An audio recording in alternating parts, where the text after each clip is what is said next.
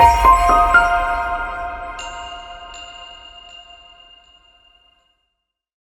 I'm Sandy Barker, President and co-founder of Gold Rush Care Foundation.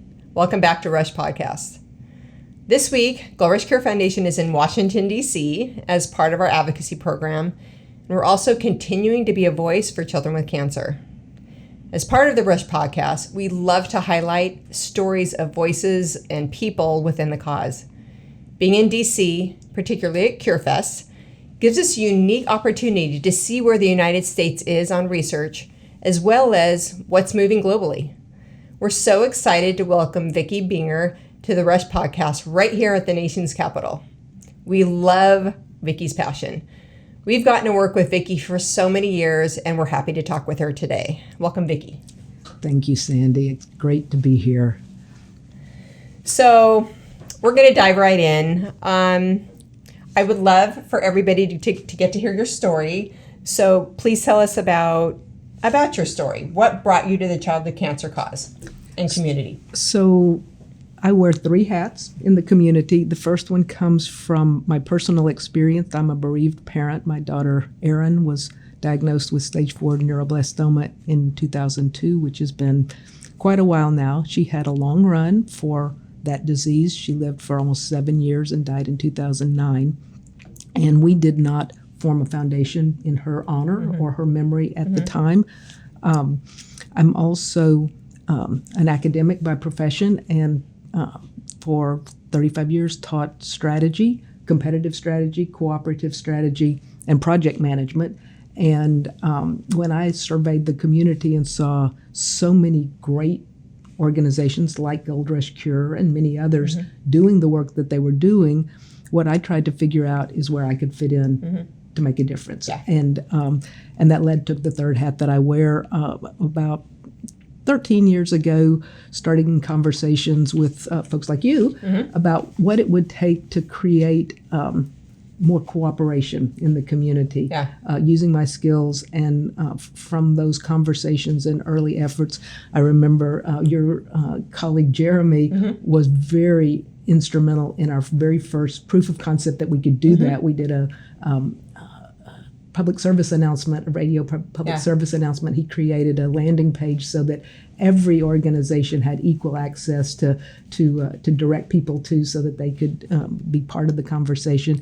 And from those early stage things, we created a coalition, a network organization of childhood cancer foundations and individuals who wanted to be involved. And I served as president of that for the first 8 years. And now I'm president emeritus, and I do more of what I like and less of what I don't like. Isn't that nice? To have that, ability to go, okay, let's scale back here. And you really, in this cause, you could wear 100 hats. And I think it's great to be led by where your heart leads you, and where your gifts are. We all have different gifts. You have many, and, it's just, it is a benefit. Tell us about Erin. I would love to hear more about what you would love to share about her. Erin was like an arrow that left a bowstring and was just flying. From very early on, she had, again, many gifts and fiery red hair. And she was diagnosed with neuroblastoma at age 5 in the summer, right before she was going to start kindergarten. And she went through a very grueling treatment process, but she thought she went to school the whole time. And she was, her friends were always with her, and we had a good long run, and she was very dynamic. She played competitive soccer. Wow. And she rode horses competitively. She made all A's. She had a group of peeps that she ran with, and never met a stranger, but did not tolerate foolishness very much. Knowing you like I know you, and what a hardworking, protective, loving person you are, I would love to hear how this affected you as a mom. I mean, I know, and again, what you're comfortable sharing, but I think as parents, not just moms, but dads too, we do everything we can to protect our children from this journey. It's so hard, and of course none of the kids go through unscathed, but what were you able to do? Sometimes it's to our own detriment because we take on a lot of what we're trying to protect them from, but what was it like for you as far as going through it with her? So I'm sort of a problem solver, and I can see that. When I'm presented with a problem, I immediately start thinking about how to come to a good solution. And what I learned is that there were some problems I could solve and some that I couldn't. And so when she was first diagnosed, and there was actually a roadmap. Literally, it's called a roadmap. Literally, it's called a roadmap, yeah. and you're going to do this and this and this. And my focus was on hitting my marks. I wanted to be, early or on time to every clinic and just hit my marks. And I thought that if I did those things, it was going to solve the problem. And it did for a while, and then she had a recurrence or relapse or whatever terminology. And at that point, there wasn't a roadmap, and there wasn't really an obvious solution. It's subjective. It's subjective. Let's try this. Yeah. So what I had to do, and I don't necessarily recommend this for everybody, but for me, what happened, that actually happened in a time where my children adopted a wild Rhodesian Ridgeback puppy. Aww. Which was really great, except for if we were going to be leaving him anywhere, he was going to be very destructive if he didn't get a lot of exercise. So I started walking him every morning and before dark, 5:50 every morning. And I would walk Willie. And while I was walking Willie, I would let my mind wander to those places that it couldn't wander at any point, and I would just let it go, and I would let my headspace go as I was walking the dog. And at some point, I'd get to this moment where I'd say, okay, I've got the day in front of me. I can either worry about this all day long, and if I do that, what's going to happen? If Aaron lives, then I will have wasted this day worrying. And if Aaron dies, I will have wasted this day worrying. And that's how I lived, so that I could just set it aside. That's way easier said than done, but that is so profound. Okay, those are words to live by. For childhood cancer families and parents, what you just said right there is just, even though it's so hard to not worry, direct that to your child. Love on them, do everything you can. I mean, it's a very difficult situation, but really when you're feeling that, you're feeling the anxiety, and I'm really resonating with you because Christian was diagnosed in Orange County, California, and once we realized the nature of it, we went to Seattle Children's for his bone marrow transplant. Relapsed right away, went back, relapsed again. I always tell people I got through it with prayer and running. And I just started running, and it's just like you were talking about with walking, getting some exercise, releasing some of that stress that just understandably builds up is so important. You've got to take that self-care time, even though it's really hard, because you do want to, even if it's literally 20 minutes, take the time to just walk around the block a few times, or get out of the hospital if you're inpatient and walk around the block.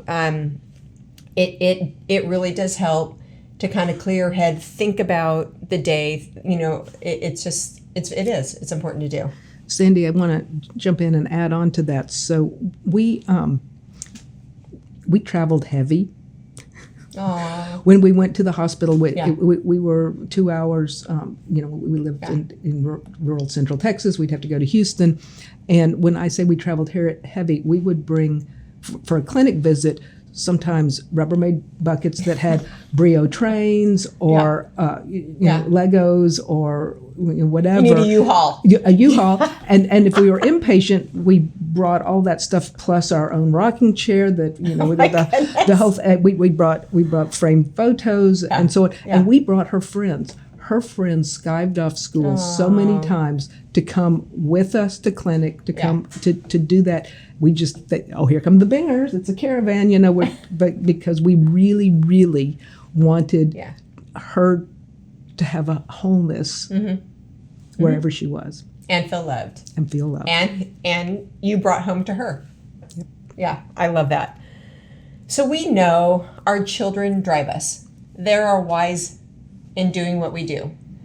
And you kind of touched on earlier, I feel like a lot of the reasons align with your skills from your career, why you're so good, your professional personality, your detail to, specifics in anything you work with is what helped connect you with the research and the analytical side. Do you feel like that's been a benefit to what you do now with this cause? That's so true, but really it does go back to Erin because she wanted to know which one of the organizations that she had heard about was best. And I said, apple doesn't fall far from the tree. There you go. I said, I don't think any of them are best. They do really, really great work. Yeah. They're specialized. They do these. She says, then we have to help them all.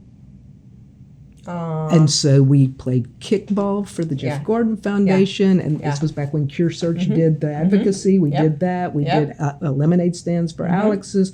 If we knew about it, we did it because that's what she wanted to do if they were doing great work. And so that was broadening for me. See, that shows her heart. It really does. How proud were you of her for caring so much? Instead of just thinking about herself, which would be understandable, seeing her beautiful heart and her compassion and her love for other people. Yep, for sure.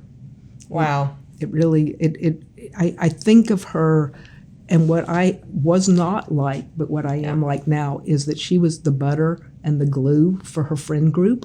So the butter, well, everybody loves butter, but keeping the friction down so that people could interact, and then being the glue to keep them from flying off. This is a true story.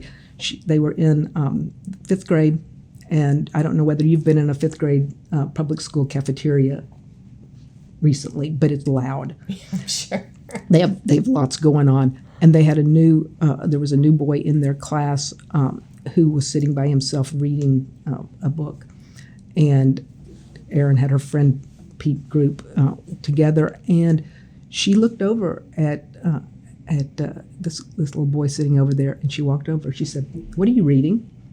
And he said, whatever it was. And she said, "That's a great book. I've read it. But you know what? If you come sit with us right now, you can still read that later." And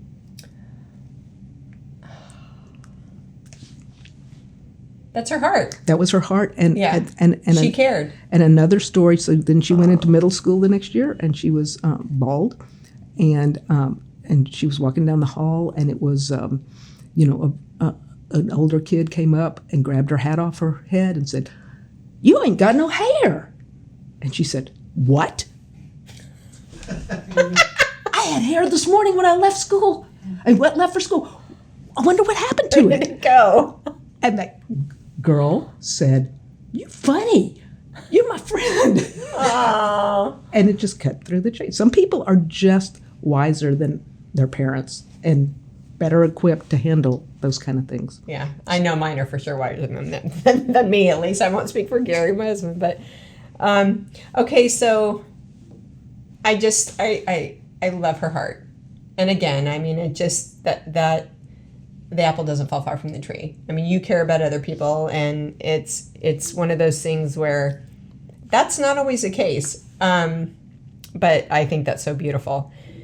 We remember being in the room in 2011 when we had all those people who wanted to collaborate with other individuals and other foundations for the goodness of this cause. Bob Panuski was there. Joe McDonough was there. It was just, it's all, what's this going to be? Remember the big whiteboard? And he's coming up with ideas. We were there. Gold Rush Care Foundation was there. We were there so long ago.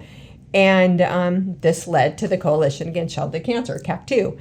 So that's been a journey, especially for you, because you're so involved. Tell us about that. So I remember the whiteboard and the sandbox. How can we build a sandbox that we can all play in? So let's talk about that for a second. Because just like all causes, there are people who play well in the sandbox, and there are people who get out of my sandbox. This is my sandbox. And we're there, and Joe literally said, this is, how are we going to make the sandbox work and all that for all of us. And I love that analogy, and I remember it too, so vividly. Yep. I think that one of the things that was really important for me is that I feel so fortunate to be able to spend time with people that are driving change and really action for kids with cancer. Yeah. And so I think besides playing well together and finding those people who could play well together, who actually wanted to collaborate, we wanted early on to have a bias towards action and to do projects together that none of us could do alone. Yes. And that is the vision that I had. And I felt like what the community didn't have, of course, none of us grew up wanting to form a nonprofit for children with cancer. Let's be straight here. Absolutely. And we did not necessarily build our toolbox to be able to do that well. But each one of the organizations find their niche. They find their funding vibe, how they're going to raise money. They find where they would like to deliver that to, and they're doing this great work. But my vibe is how to figure out processes that let them do that together. And so I always like to try to envision CAC2, and my role is building a corridor that we can walk down together. We might not be walking at the same pace. We might sometimes veer off a little bit, but the corridor is there so that we can feel like we're being together. And those of us who want to work faster together can do that, and those who want to walk a little slower can lag behind and do that as well. I think the main thing, though, is always to recognize that not everybody in their journey is ready to do the collaboration at a particular moment. So we're like Tom Bodette, we leave the light on. And when organizations are ready, I had a conversation with someone last night at the Golden Toast who said, I can remember 6 years ago, we had a conversation about my foundation joining CAC2, and nobody followed up with me. And I said, we're not going to force somebody to join CAC2. We felt like at that point you had a lot on your plate that you were building, which you have done, great, but that when you were ready, you would be ready to collaborate. And he said, I'm going to join tonight. Yeah. And I feel like for the first part of your answer, what's so beautiful about CAC2 is, just in the little bit you've heard of Vickie speaking, she brings so much to this cause analytically, emotionally, mentally, physically. There's so many gifts that she has. But when we collaborate together, we all have different gifts. Organizational gifts, all these different ones. And that's what's so beautiful about collaborating is you get so much more done. And you're working with like-minded people who have a heart for this cause and have a passion for this cause. So it's you're more effective, it's more fun, and just being around people that you really do respect and care about makes this very difficult cause a little easier because you're understood. We both lost children, so it's not even something we have to talk about. Even though our situations are different, I know a mother's grieving heart. She knows mine. And so it's just, I wish more people did it more, Well, I think that what holds people back is oftentimes they think they're collaborating. Collaboration is easy to say, and it's a little harder to do. And so we have some folks in our community who are doing really great work, who have a definition of collaboration, which is, I have an idea, you come do my idea. And that works for some. But if you want to build the idea, if you want to, give people input into what is going to happen, it's a little painful because everybody has to give up a little bit of their idea about what this should be. And you have to have patience with that. Yeah, you do. And you're right. There has to be like an area where you kind of all meet. I maybe would do it a little bit different, but it's all good because that may be a better way that I hadn't thought about. Well, and I'd like to add a little bit in because I think that Gold Rush Cure is quite a brilliant example of an organization that is really, really focused in certain areas and really is not doing other things. You're taking care of families, you're delivering your pots of gold, you have been stalwart in advocacy, and yet you're not all that concerned with survivorship, for instance, or with funding the latest precision medicine clinical trial. And one of the challenges at a coalition is how broad or narrow to be. And one of the things that we have found is that when our organizations get their groove, when they actually know what they're doing, they really appreciate that other organizations are doing the other gaps. 100%. And that's a lovely thing. So when we started Gold Rush, and full transparency, I got involved in some of the bigger ones, and I saw that it wasn't what I wanted to be involved in, for different reasons. I had no aspirations to start a foundation or anything like that. So we started raising money, and we did fund some research.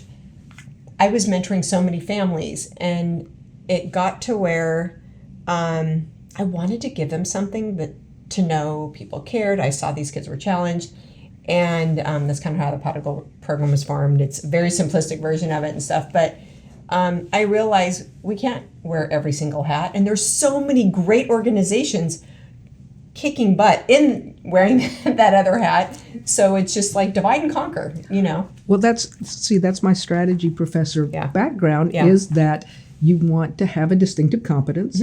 You want to be really, have a value proposition that you understand and can deliver. And that doesn't mean you can do everything well. It means you do your thing well, and you can then coordinate with others. Yeah, and it is great because there's lots of different hats that need to be worn. Let's get into the state of childhood cancer on a higher level. Where do you think we are today, especially compared to the last 10 years, the momentum? At the Golden Toast last night, Michael McCall was there, who, he's our hero. And he was saying, I started going, Christian died in December 2027, and my first trip was in March 2028. And I remember going and just, my eyes were wide open. I had no idea so little was being done. I had no idea that the drugs he got were 30 years old. And so for the first many years, this, there was not a lot of movement when we started advocating. We're working hard, we're advocating, we're lobbying, and then, it gets voted unanimously, bipartisan, bicameral, and then there aren't appropriations to fund it, which was so frustrating. But now we're actually, with Creating Hope Act, with different things like that, we're getting to see, Michael McCall said, how many, 15 drugs, that kind of thing. And it's like, wow, we're finally getting to see the fruits of our labor from some of the things we've worked so hard to get past. I think that's right. Erin, the chemos she had were the same ones that my grandparents took in the 70s. Isn't that crazy? I mean, it's one of those things where it's frustratingly surreal that our kids were not given the tools. I have to say, so Christian had 3 relapses, 2 bone marrow transplants, all that. He was cancer-free, no evidence of disease when he passed away. He died from graft versus host disease from the transplant and effects from his cancer treatment. The toxicity of his treatment. And he's not alone. Many, many kids follow in his footsteps. And that's actually, for me, that's what really drove my passion to get my butt in DC and fight for these kids. Yes, so to your question about the state of cancer, I would say that there is less focus on carpet bombing the tumor and more focus on the science of precision medicine and immunotherapy. We haven't necessarily backed off of those really hard regimens for the high-risk cancers, but we're headed that direction. I would say that we are somewhat quicker to access innovations that are happening in the adult space than we once were. I would say that there's a greater concern for the child as a whole than there was 10 or 15 years ago, social, emotional, Quality psychological, of life, quality of life.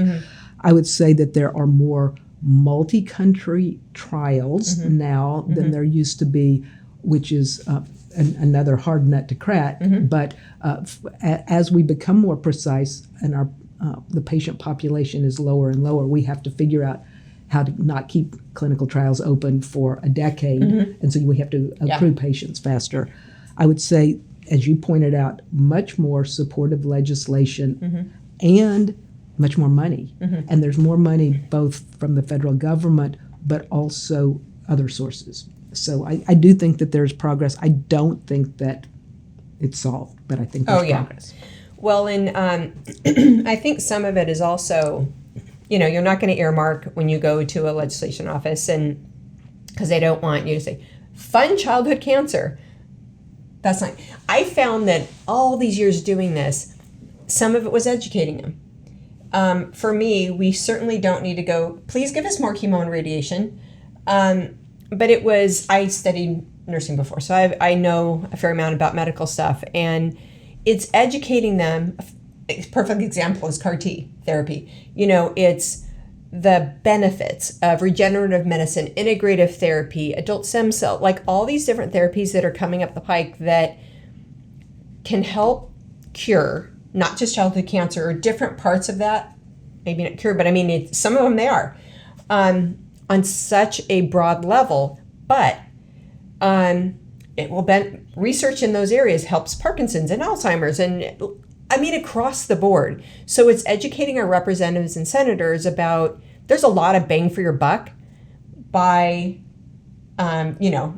funding more, giving more funds to the NIH for this and things like that, because it's, they want to get reelected. They want to make their constituents happy. And so educating them on this can help our cause for sure, but it can also help a lot of causes.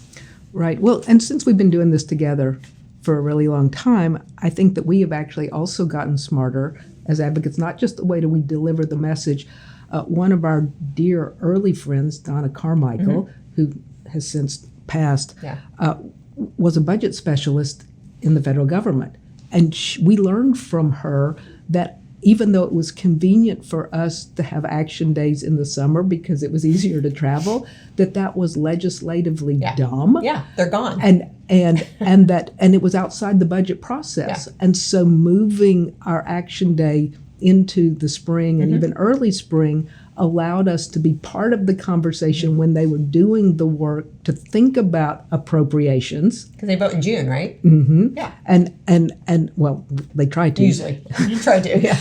And certainly being able to get bill language about appropriations as part of that, because we have talked to people when they're in subcommittee, before they're in committee, before it goes to the full vote, has been something that we have benefited from because we were smart enough to listen to each other and learn. And it wasn't just Donna that knew this, but then we could all know this. Well, and it's people like her that help you be a better advocate, and really, we've been team leaders for different things and trained so many advocates and stuff. And it's really telling them, share your story, and this verbiage helps. Using this verbiage helps. Because look how much we've learned over the years. I have from wonderful people who have taught me. That's right. Robin, it's a plug for you. So it's really just learning more as you go and seeing what's more effective and seeing what they need to know in order to back our cause, and again, that will benefit a lot of other causes, which is a win-win situation, which we love, Where does the most advocacy work need to be done today? I mean, where we know where we are, we're super thankful that we're seeing some progression, because we didn't for many years, so we are seeing it now. Where do you think is kind of a squeaky wheel of where we need to focus? I have a couple of thoughts about that, but let me just roll back a little bit that has changed over the last decade, besides just when we go to D.C. And that is, you may remember how when we first met, we actually had some villains that we thought of as villains in our community. We would look at the pharmaceutical companies and say, they're greedy. And we would look at the regulators and we would say, oh, they're just so bureaucratic and so slow. And those investigators, all they want is a published paper. They don't really care about our kids. And they'd look at us and say, oh, look at those people with their hair on fire. They're those crazy, Yeah. And I think that we have done some really substantial work lowering the temperature and really recognizing that people in all those areas are working their butts off, trying to help kids with cancer, and they might have different risk-reward profiles, but we really need pharmaceutical companies to not be afraid of doing drug development for kids, and we really need the regulators to understand our unique population, and we really need to understand how this all works, and so I would say that having growing multi-stakeholder efforts, really, CAC2 tries to do that, but it's not just that. It's the Childhood Cancer Data Initiative. It is FNIH. It's Accelerate over in Europe, bringing together regulators and our industry partners and the researchers and the clinicians and the patient advocacy visiting together really helps kind of focus on how to solve the problems. So I would say there are still some advocacy work that needs to be done. Absolutely. Access. Globally, access a lot, but even in the United States, just access to clinical trials, access to care, access to supportive services, we are still not great. And a lot of that is, depends on what state you live in. I would say that in terms of multi-stakeholder representation, the payers have not been part of the conversation, and we need to do a whole lot better on getting insurance coverage, because a lot of what's being developed is going to be quite expensive, and we don't know whether, beyond CHIP and Medicaid, whether the private insurers will be part of this conversation. We need to have some help there. And then, oh my goodness, financial toxicity is burning people's lives down. And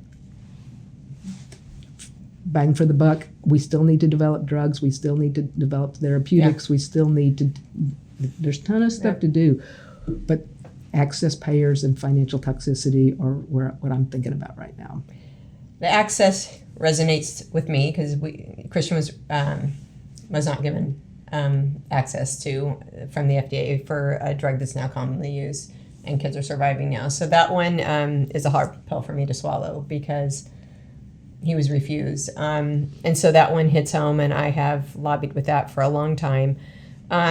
You've been asked this, because I have a million times, or been told this. There's cures to cancer. They're just, the pharmaceutical companies don't want. I want your reaction to this, because we hear it all the time, and you're so knowledgeable in all this. There's cures. The pharmaceutical companies don't want it because they want to make money. What's your response to that? Well, I was sitting next to a lovely couple flying here to D.C. on Tuesday. They were very bright. One of them was a lifetime Army military intelligence analyst. The other worked for NCIS. They were high school sweethearts, 80 years old. Oh. And they were just charming. And when the conversation came around to why I was coming here, they said, oh, yeah, I think cancer's been 2 or 3 different kind of cancers have been cured this year. It's been a great year for cancer. And I said, well, that is probably not as true as you think. Because cancer, we use the singular word cancer. Yeah. And in childhood cancer, we actually add an S, and we know that there are 12 types and hundreds of subtypes. But what we really are learning about cancer is that it's a single word that describes a ton of different diseases. And it is going to be curable in some cases, and it's going to be much harder because of the tumor biology and because of the drivers of what's going on. And even if we can get a tumor to go away, we can't keep it away.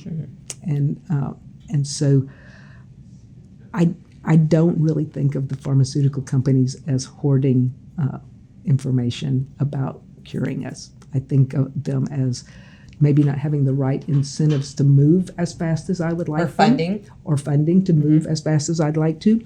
But I think that's not the problem. Is not that the answer is there and hidden. Yeah. Well, and so I feel like in the past 4 to 6 years, there has been a big change for pediatric cancer patients. You know, what areas, you kind of said integrative therapy, that kind of thing. Is that where you see the most advancement in that specific part? You know what I mean? For which types of cancer are you seeing the most advancement and the most benefit? Well, first of all, in the last 4 to 6 years, I am so thankful we made it through the pandemic, because that was so hard on families to have a cancer patient during the pandemic. And I can't imagine. And I really can't. People were so creative about how to handle that and the isolation and that sort of thing. What I would say is we are beginning, so the way our science system works is that we tend to test drugs in the most sick patients first to see if there is a signal. And what I have noticed in the last 4 to 6 years is that some of that work that happened when you and I were first in the community that we might not have had access to or might not have been had available have now proved out. And they are now not just for the sickest patients, but they're adding that in as a conditioning before the roadmap starts, or at the end of the roadmap, or integrated with, or in the best cases, instead of some of that very high dose chemo. And so finding the work that's being done and bringing it to the patients so that you help keep them healthier when they're going through it in the first place, instead of just trying to sustain their life after they've been really treated very harshly. Is what I'm seeing, that so that we're catching up that way. I do love that there is money going in to smaller biotech companies, because that's the way to focus on a particular problem. The biggest limit right now is having enough preclinical data to give someone the idea that they can create a targeted drug for a particular patient group. And that's harder to do. Definitely. But thanks to the CCDI, we are sharing information so that the clinical and preclinical data that we have is in more people's hands to be able to do that. And it is beautiful. And again, talks about collaboration. Help us understand the map of influencing bodies. You're a player with the Cancer Moonshot, National Cancer Institute of Health, Food and Drug Administration to a certain extent, I'm sure, National Institute of Health, all those. So can you take us through those entities and how childhood cancer is being viewed and developed there? Right. So we have always had a strong presence with the National Cancer Institute, because I believe that their mission is such that they understand that there isn't a market solution for our kind of cancer. And I know that our community doesn't like the word rare, because for our children, we don't want to, if we know It's not rare. If we know 2 kids with cancer, that's way too many. But in terms of definition, it's rarer than the flu, right? And so, if there's a lot of patients getting the flu, then there's a company that's going to invent Theraflu and be able to treat it. And so I would say that the National Cancer Institute has always had a thought that they needed to be part of it. We know, though, as Childhood Cancer Foundations, that that's not enough. And we have spent a lot of time raising money to fund early stage trials and clinical trials. So we depend on NCI a lot for the basic research that may or may not pan out for children or for adults or at all. But what we have found especially important, and I can't emphasize this enough, all of those agencies, the National Cancer Institute, NIH, FDA, I would add to that the Department of Defense, and NCI, have recognized that we, as a community, parents, patient advocate organizations, need a seat at the table. And so we now have, in all those areas, patient advocates sitting on review boards, sitting on IRBs, sitting on clinical trial steering committees, giving the patient voice at the earliest stage of development and saying, not just being asked at the end, well, should we have cherry flavoring or mint flavoring to this oral medicine? That's what used to pass for patient advocacy. And now it is, from my experience, any patient advocate in this community that has any kind of interest in providing feedback. I'm not a scientist. I was a business school professor, but I was willing to study a little bit and listen and try to understand from a parent point of view and from the community point of view what voice is missing and be part of that. And I think that we really do. The Moonshot has really refocused. This year, this version of the Moonshot is not around disease types. It's around areas that are concern to a lot of people: prevention, access, toxicity, patient navigation. And so there is room within the Moonshot for all of us to contribute. And I would say at the FDA, I would ask people to think about the difference between the Center for Oncologic Excellence and the rest of the FDA, because we have more advocates in the FDA Center for Oncologic Excellence than you really imagine. They are working hard to speed things up, to get review, to have early commitments. Those folks come to multi-stakeholder meetings. They listen. They are really trying to understand the cycle here. I would add one thing, and I know that I'm kind of going on a little bit, but there are 2 entities that have been, 3 entities that have been created in the last decade. That one of them works in the preclinical space, and it was founded by the Foundation for the NIH, and it's called COACH, and it brings together people doing preclinical research around particular molecular targets, and they go in and evaluate what's there and what's missing, so that and then they prioritize. This is something we should pursue because we are getting close.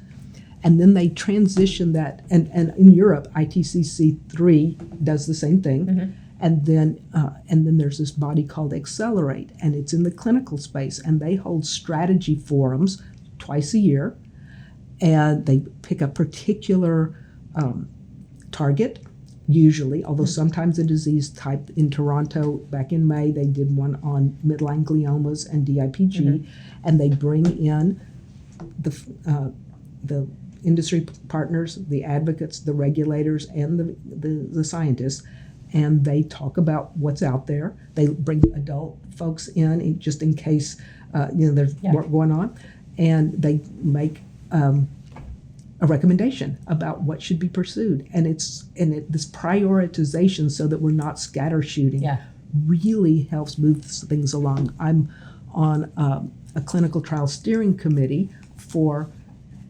B-cell non-Hodgkin's lymphoma, about which I knew nothing about, but there was a strategy forum 7 years ago that said this is ripe. The adults have a ton of therapeutics. Yeah, Children don't. Yeah. And we have created a multi-country, multi-institution, multi-arm platform trial that has 4 arms and is opened this year in Birmingham, UK. Congratulations! And that's in England, Europe, United States, Canada, Australia, New Zealand, and we're recruiting children now. That's so beautiful. And if they fail in one, Yeah. they don't have to stop with their clinician. Fail, I hate that word. If the treatment arm doesn't work for them, they just move to another treatment arm within the protocol. They don't have to search again. They don't have to, and it has... Which is often the case. Mm-hmm. Sorry that you failed, and I hate that term. You failed treatment. That just Treatment never... failed you. The treatment failed you, yeah. And it's literally called failing treatment. That never sat well with me. I love that. I mean, look at the benefit and the lives that are going to be saved because of banding together and pushing this forward. Well, and there's so few patients that it really has to be open in lots of institutions because they're not going to enroll more than 2 or 3 each. Yeah. I love that. And I love, regarding the state of the cause of all these agencies, I love seeing how the needle is being moved. We didn't see that for a while, and I love to see that that's happening. So when we look at the other side of things and talk directly to the parents who are fighting, their kids are fighting cancer, or whose kids are survivors, or who's, the ones that are advocates with us, what's their call to action? What do you want them to help us with?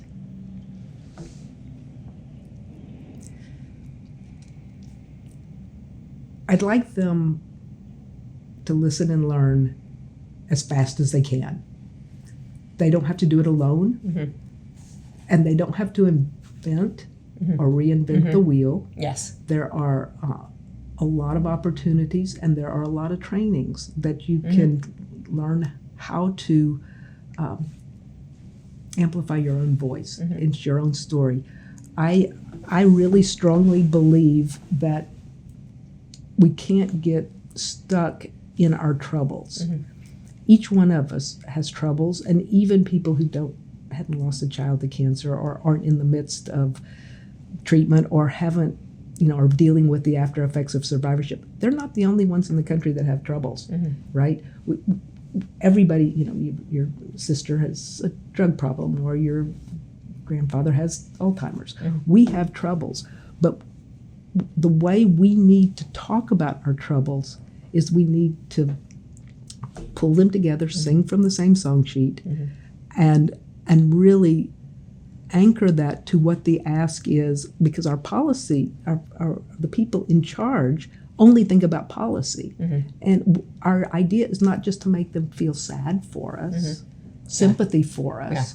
We're so much past that. We are so much. That's great. Thank you for your heart. Now let's move on to do what needs to be done to change things.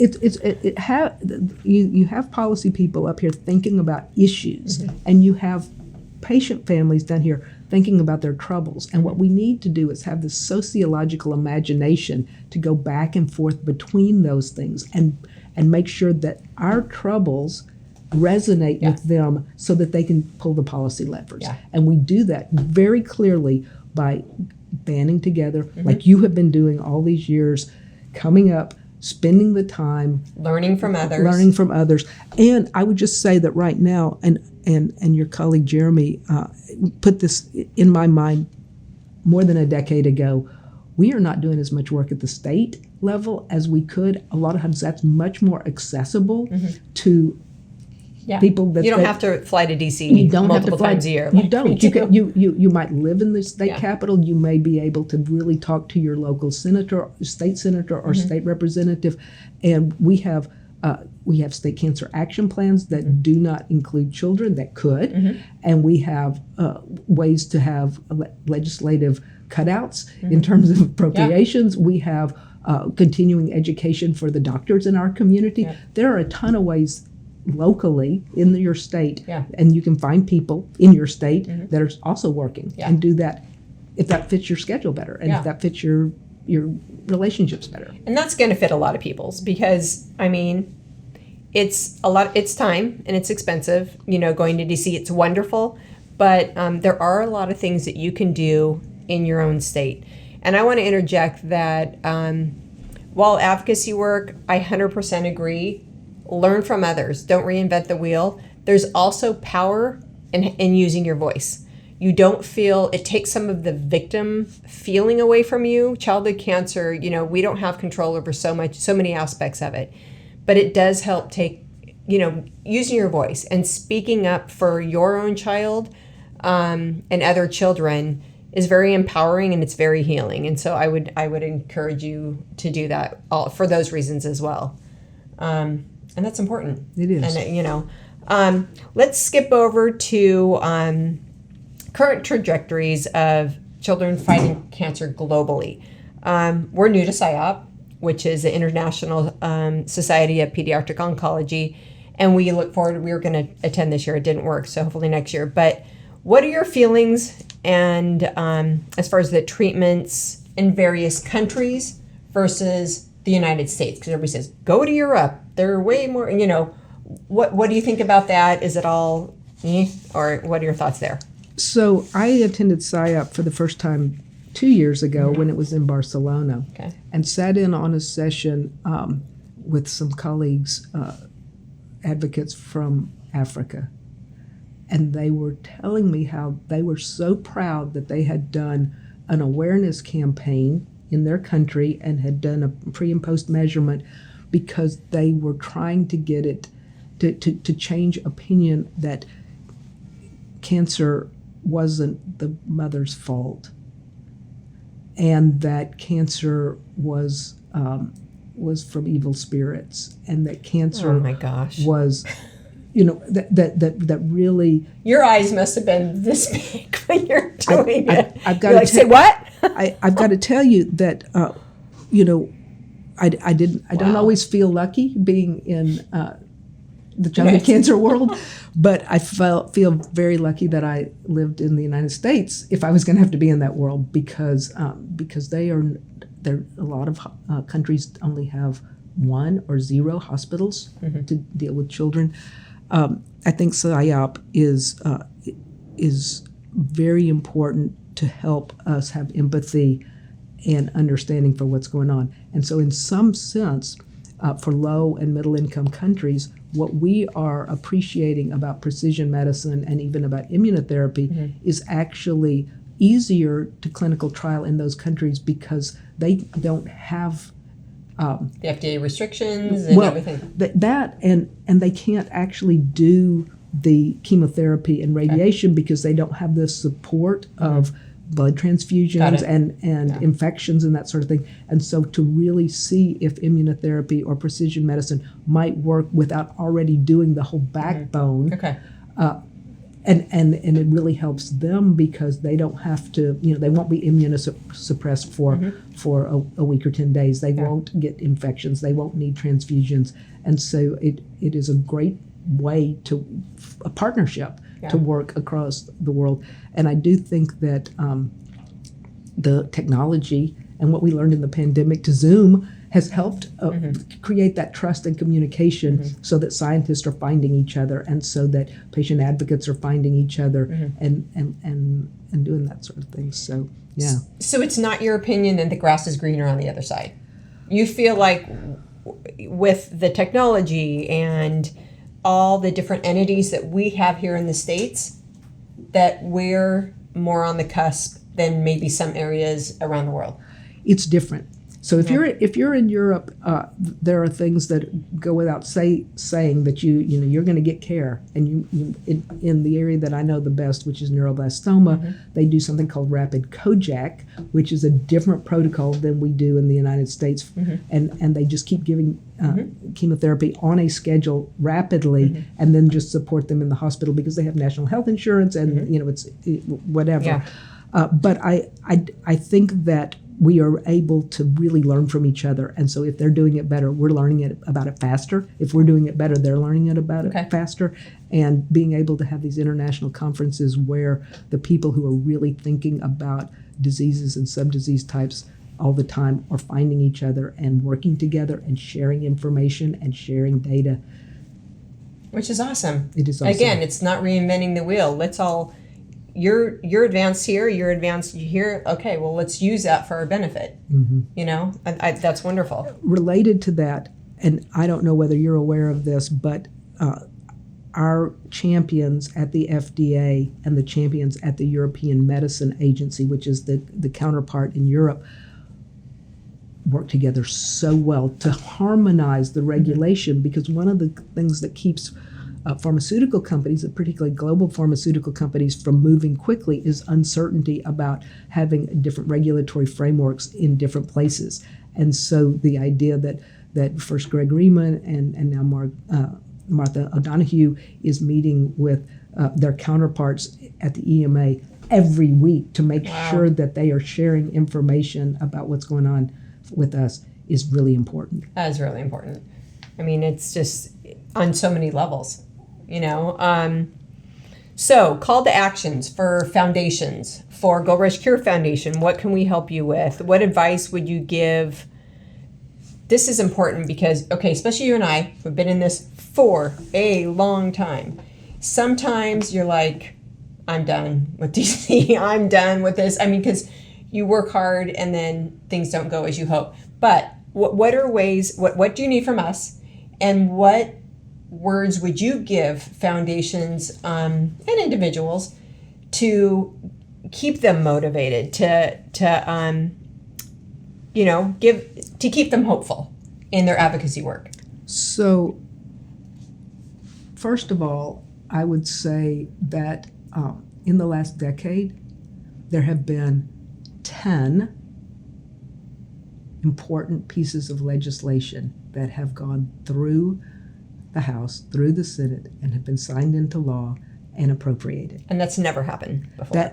Ever. I sit on the National Council of Research Advocates that reports to the director of the NCI, and I'm the only pediatric specialist in the group, and all the other disease groups, they want me to come early so that they can talk. How do y'all do that? How do you do that? And so I want to say first that it's effective when we do these things. The second thing is, I would say that when we first started doing this together, we used the term more than 4 all the time, because we were saying that it was 4% of the government. And now I think it's double that, which is not enough, but it is on a trajectory. If you have actually gotten more money, then that's important. So I want to bear that in mind, saying that this is not a very good year for legislation.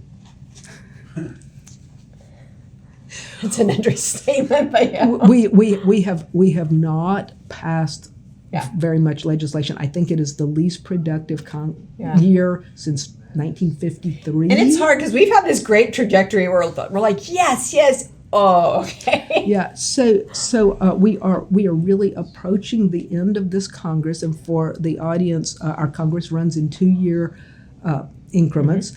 And it will reset in January. And anything that has gotten co-sponsors or has even passed through one of the chambers but not the other zeroes back out. And we have to start over from scratch. So that's hard. So right now we have a couple of bills that could make it over the finish line before this Congress ends. The starting one is the ACAC bill. It is the Accelerating Kids Access to Care Act. It is not specifically about childhood cancer, but in this day and time when there is mobility across lines and about half of our patients are covered by Medicare, Medicaid, or CHIP, it cuts out a ton of the paperwork to seek treatment outside your own state. You did that with Christian. You had probably a private payer, I assume. And but if I talked to our friend Donna Kreiner, who lives in Northwest Indiana, and they support patients, and they either can go all the way south or they can go right across the state line to Chicago, but they have to have a Medicaid agreement that Lurie and Comer will in fact treat those patients, even though it's like their closest hospital. Yeah. And so that passed the House. It needs to get across the Senate. We got about 9 days before they break for the election break in October. Then they'll come back after the election and do a hard run through December, and the Senate is hoping to pick that one up. And so if you live in Kentucky, please call Rand Paul and have him release that bill, because we really need to take that one across the top. Absolutely. There are a couple of other bills that are in a big package that came out of Energy and Commerce yesterday. Anna Eshoo, who's from California, was really proud to talk about that at the caucus yesterday. And that's particularly the Creating Hope Act reauthorization. It's been reauthorized twice. Yeah. It needs to happen. Absolutely. We believe that it can happen before the end of the year. It's part of a package of other childhood cancer kind of bills, including Give Kids a Chance. So if that moves, it will all move together. It'll probably get a House vote next week.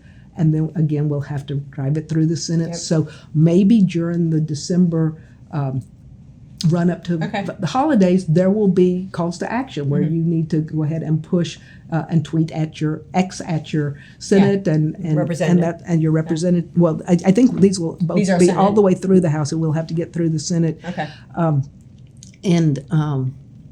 And then, of course, those are important ones. Those are important ones that you just listed. Yeah. Yeah, they are. And then appropriations is always important, and it's kind of boring to keep asking for money, but we have to keep asking for money because we get money for Gabriella Miller, we get money for the STAR Act, we get money for the Childhood Cancer Data Initiative. That's usually on top of whatever gets funded to the NCI or to the Department of Defense. Yeah, and we do need things extended. And we have seen benefits with these, so it is really important to continue to ask, and that's how things are going to keep moving, and that's how bills are going to get passed. So obviously we're here for CureFest. What's been the highlight of the time here for you, and what's CureFest mean to you? I mean, when you come, what warms your heart? I guess the most amazing thing is to see the children that were in strollers when we first started coming, and now they are, running off to the video arcade and doing stuff. It's always good to reconnect with our friends and to do it in such a unified way. It is what we envisioned, that we would have a place that we could come and share a space and do it regularly. And I'm really proud of our community for keeping it open for everybody. Yeah, I am too. I mean, there's so many beautiful people here with different stories. We all have different stories, but we're all here because we care, and it is great to connect and just move things forward the best we can. So for those interested in CAC2, CAC2.org, how can people reach out to you? If they have a question, if they, want to pick your brain about something, what's the best way to reach you? I am an open book and have not had much privacy for 20 years. I was a blogger, and people can find me. You can do Vickie at CAC2.org. I have tons of nicknames. If you get it close, it gets to me. And I'm also on Facebook. I'm on Twitter. I'm on LinkedIn. Pick your poison. Okay. You can find me, but it's not just about me, right? Because we have we're over 500 members, and a lot of people are ambassadors. And if you want to be part of CAC2, you can be a student member for free. You can be an individual member if you don't have a foundation for $50 a year. You can be a company. You can be a foundation, and you can just join in. And I firmly believe it's about collaboration. And CAC2 is great at being kind of the epicenter where you can join, and then kind of they can direct you where your heart and where your desire is to go and be active. So I want to thank Vickie. Go ahead. I'm going to have one more thing. Sure. So if you just are sort of passive and like to just read and know, and you don't want to join, every Monday I publish the Childhood Cancer Community News Digest, and you can subscribe to it for free, or you can just go to the website and see it, and it's under CAC2.org news, and Monday afternoons, and it will have calls to action. It'll have recordings of podcasts like this one, which will be there as soon as it's published. And it has what's current in the news scientifically or otherwise, and upcoming meetings and opportunities, and everything. You can keep up. And I'm telling you, if you contact Vickie, she will contact you back. It will not go in a black hole. I know you will. She will. She definitely will. I'm sure she doesn't sleep just like I don't. So. Oh, no. You skipped one of the questions you were going to ask me about how I keep my energy up. And sleep is my superpower. I am really good at it. Oh, yeah, I'm not. Good for you. Okay, see, so that's why she has so much energy. So please feel free to contact her. She really is a lot of information. She has so much information and passion, as you saw. I really appreciate you being here. Thank you for all you do. Thank you for all you do. This is such an honor. This is really an honor. Yeah, it's just I love working together, doing whatever we can for this cause, for these kids, for these families. So thank you for joining us today. It was great. It was wonderful talking with you, and thank you for tuning in, and have a great day.